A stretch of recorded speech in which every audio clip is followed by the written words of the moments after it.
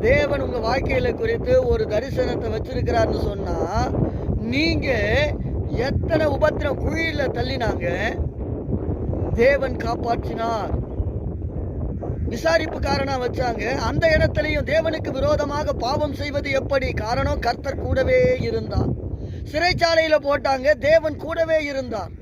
தேவ பிள்ளைகளே, இன்றைக்கு நீங்கள் ஆராதிக்கிற தேவன் உங்க வாழ்க்கையில மிகப்பெரிய ஒரு தரிசனத்தை வைத்திருக்கிறார்.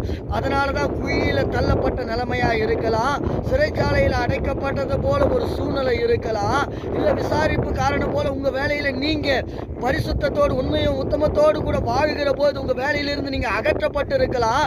நீங்க கவலைப்படாதீங்க, கர்த்தர் உங்களை முன்குறித்து வைத்திருக்கிறார். தேவனுடைய ஆசீர்வாதம் உங்களை தொடர்ந்து வருகிறபடினால் யாராலையும் உங்களை கீழே விழ தள்ள முடியாது. கர்த்தரே உங்களை ஆசீர்வதித்து வழிநடத்தி கொண்டு வருகிறார்.